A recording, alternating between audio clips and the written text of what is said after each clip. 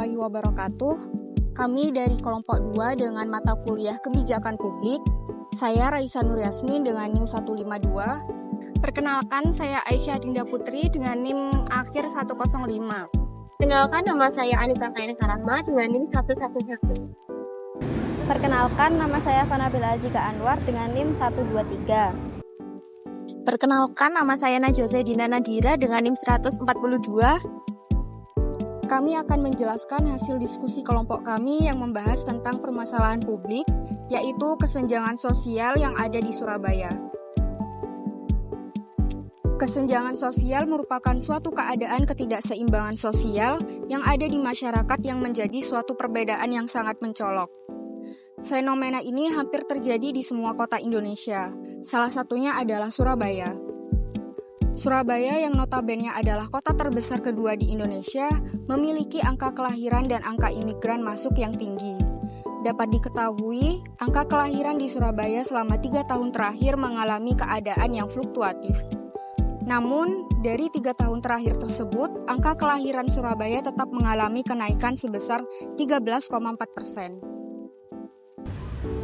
Selain itu, jumlah imigran yang masuk ke Surabaya juga mengalami kenaikan.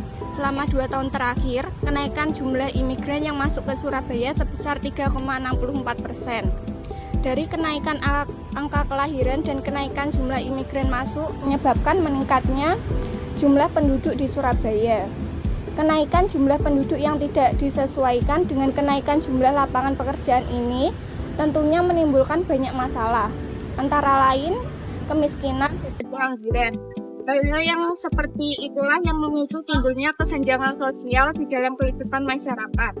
Tercatat pada tahun 2013, jumlah masyarakat Surabaya yang di bawah garis kemiskinan sebanyak 168.000 jiwa, atau 5,97% dari total seluruh masyarakat Surabaya. Hal tersebut mengakibatkan munculnya rumah-rumah kumuh di bantaran kali maupun di bantaran rel kereta api. Munculnya kesenjangan sosial disebabkan oleh beberapa hal, yaitu 1. Ketidaksetaraan ekonomi antara individual atau kelompok lain dapat menyebabkan kesenjangan yang signifikan. 2. Ketidakmampuan untuk mengakses pendidikan, layanan kesehatan, kerjaan atau infrastruktur mendasar seperti air bersih dan sanitasi dapat memperbesar kesenjangan sosial. 3. Kesenjangan dalam akses dan pemanfaatan teknologi informasi dan komunikasi atau TIK. Pemerintah juga telah menurunkan kebijakan untuk menangani kesenjangan sosial yang dialami masyarakat Surabaya. Pemerintah kota atau Pemkot Surabaya terus berupaya untuk mengentaskan kemiskinan dan pengangguran di kota pahlawan. Oleh karena itu, Pemkot menargetkan dari 976.000 masyarakat berpenghasilan rendah atau MBR ditargetkan pada akhir tahun 2022 menjadi 300.000 MBR. Untuk mewujudkan target tersebut, Pemkot Surabaya melakukan sinergi dengan Badan Pusat Statistik atau BPS Provinsi Jawa Timur terkait pemetaan kantong atau pemetaan sebaran rumah tangga MBR di Kota Surabaya. Pemerintah Kota Surabaya, Jawa Timur juga mulai mencairkan bantuan sosial yang bersumber dari anggaran pendapatan dan belanja daerah untuk kalangan masyarakat yang berpenghasilan rendah. Jaring pengaman sosial ini diberikan kepada warga yang belum mendapatkan bantuan sosial dari Kementerian Sosial. Untuk mencairkan bantuan sosial bagi warga berpenghasilan rendah, Pemkot Surabaya menganggarkan sebesar 3,81 miliar. Dana tersebut merupakan dana tak terduga dari APBD Kota Surabaya tahun 2021. Setiap warga menerima bansos JPS senilai 200.000 berdasarkan data dari Dinas Sosial Kota Surabaya. Saat ini ada 25.304 warga berpenghasilan rendah di Kota Surabaya yang belum menerima bansos dari Kemensos.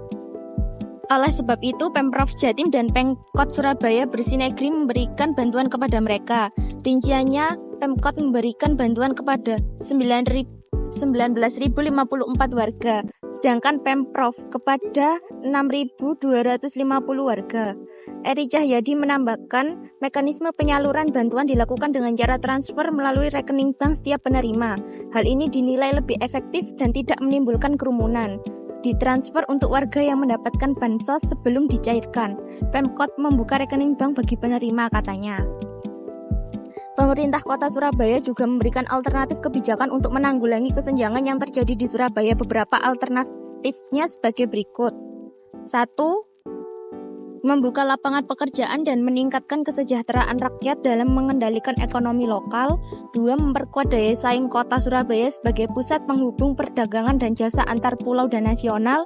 3. Meningkatkan sumber daya manusia yang unggul, sehat jasmani dan rohani, produktif serta berkarakter melalui meningkatkan akses yang berkualitas melalui layanan kesehatan, pendidikan, dan kebutuhan dasar lainnya.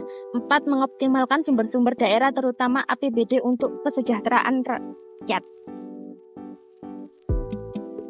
Sekian dan terima kasih. Wassalamualaikum warahmatullahi wabarakatuh.